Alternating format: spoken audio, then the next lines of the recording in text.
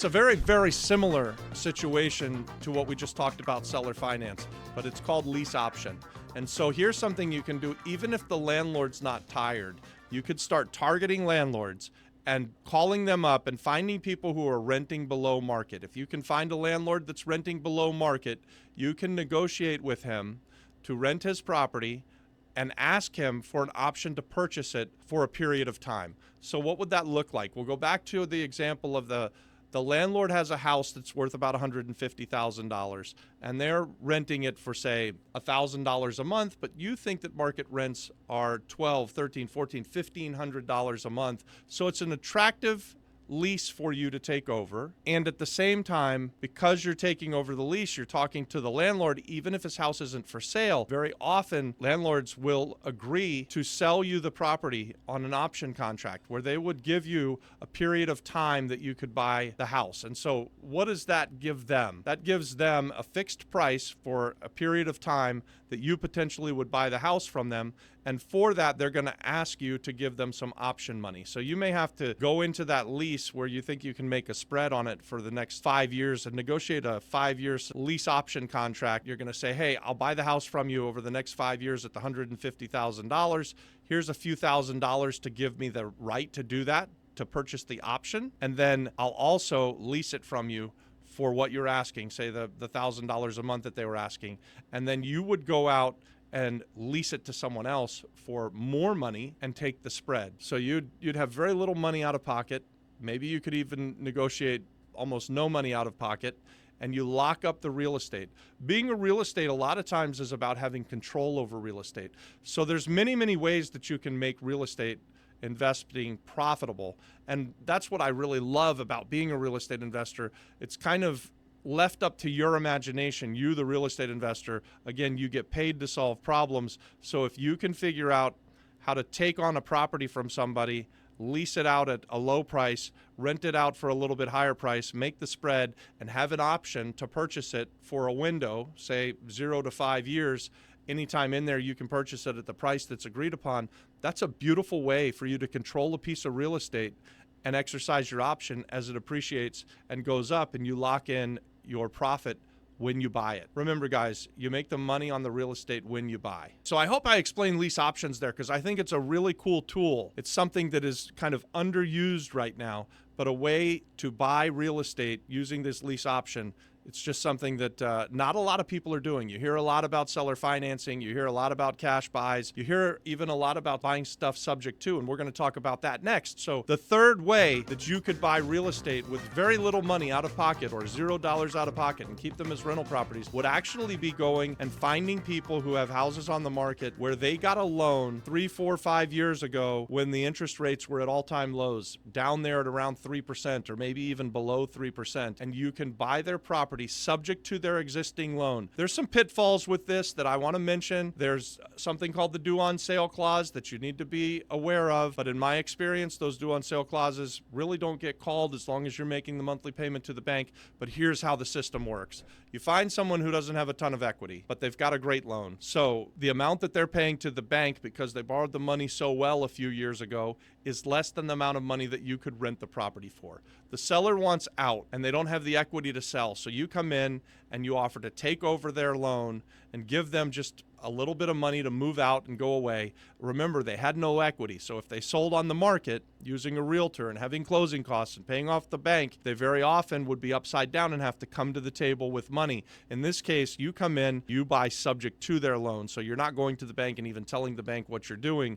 You're just going to start making the payments as if you're the seller. You're going to set things up so that you can show the seller that you're making the payment every month. You're going to give them a small amount of money to move out of the house and go away. And then, guys, you're going to put a renter in the house and let the renter pay down that loan for you, build your equity up, hold on to this house for a long, long time. And at the end of the day, you'll pay off the bank. You'll have loads of equity. This is a beautiful way to build wealth, and it takes very little money out of your own pocket.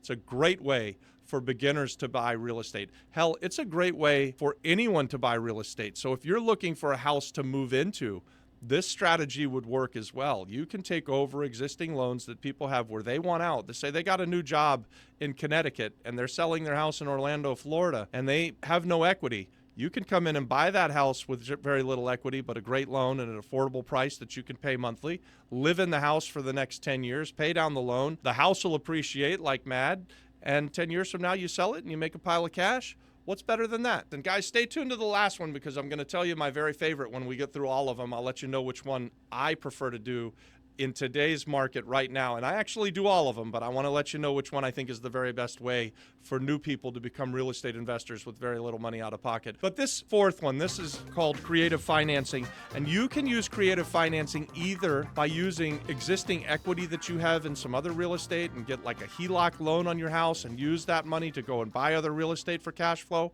or find private lenders or hard money lenders. These are other people that want to be real estate investors, but they'll back you when you find the deal of a lifetime, and they'll lend you the money, and you're able to just go out and put the work in until you find the great deal, and then bring it to a hard money lender or a private money lender and have them put up the money, at least the lion's share of it, if not all of it. And through the combination of hard money lenders and private money lenders, you can very likely buy real estate and have zero money out of your own pocket. And we've done this on several occasions. So guys, I don't always love to take all of the equity out of every property, and I think that it can be dangerous, but if you've got the deal of a lifetime and there's still equity in it, this is a really good way. A hard money lender is going to lend you, say, 75 or 80% of the after repaired value, or maybe they're going to have rules that they're only going to lend you 60% of the after repaired value, and you need a private money lender to come in and take the gap, the difference. So I hope you're following what I'm saying. They're two different individuals here. One is a real estate investor that's decided to lend what we call hard money, so high interest rate real estate in first mortgage positions, and they'll have their own set of criteria on what they lend on, and you'll have to jump through those hoops for them. But when you find the deal of a lifetime, they'll give you the lion's share of the money. And then to get the rest of the money, you go to this second group called private lenders, and they come in and partner with you on the rest of the equity, and you pay each of these people an interest rate. You go and do all of the work, get it fixed up, get it rented out, get it cash flowing, pay each of your lenders, make the spread, or pay each of your lenders, build it up so that it's got some equity, and then sell it real fast for a pile of cash. This is a great way, again, for real estate investors to get started in real estate, to get involved with becoming a real estate investor while you build a bankroll. I want to mention here, guys, I think that you should be putting your money to work as hard as you do. We've got other content on this, and I love other people's money, but I also love, even more than that, putting my money out there and getting my money to work as hard as I do. So once you've done this a time or two and you build up a bankroll, don't be afraid to invest your own money. Don't be afraid to go and get a HELOC on your house and borrow that money at 5% and then go buy real estate where you can make 25 or 30%. Guys, this just makes sense. You want your money to work as hard as you do so that you don't always have to be the one who has to put in the work. So I hope that makes sense. Now let's talk about the fifth way that you can buy real estate and get into the real estate game, get out of the rat race with zero money out of your pocket. So number 5 is partnerships. It's my favorite way, guys. Thanks for staying down to the last one. Why are partnerships so valuable, and why are they my preferred way that I like to invest in real estate? Let me tell you.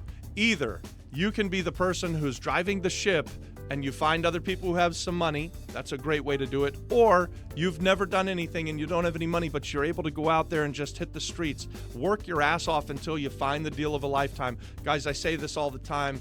It's a common thread here. The money's not the most important part of the deal. You are. So that's why I like partnerships, especially with people who can find the deal of a lifetime. I'm pretty good at finding great deals, and I've been able to form partnerships with people who have had money for years and years. That's been the way that we've done it. Now, 25 years later, we've got a nice bankroll, and I said earlier, I want to put my money out there to work as hard as I do. So when you, a new real estate investor, can go out and find the deal of a lifetime and bring it to me, I'm happy to fund your deal. I like being in business with people who are rainmakers, people who can go find the deal of a lifetime. That's why I think partnerships are so valuable. You can be a new real estate investor who's never done anything, but you work your ass off. You go find the deal of a lifetime and you bring it to a community like we've got on this YouTube channel or over on the school platform where we have the Flip Flop Flipper real estate community, and we even have the Apex community. Guys, you can find the descriptions for both of those inside of the description to this video. So look, partnerships are my favorite way to invest in real estate because it gives us so many options. I can partner with people who are smarter than me and who have done more than me and have more money than me, and I can bring just this great deal of a lifetime. Or I can be the guy who's got some experience and has some money, and you bring the deal of a lifetime. It doesn't matter how they get set up, as long as the partnership is formed in a way that it's equitable for everybody. Partnerships are the greatest thing since sliced bread as far as I'm concerned, guys.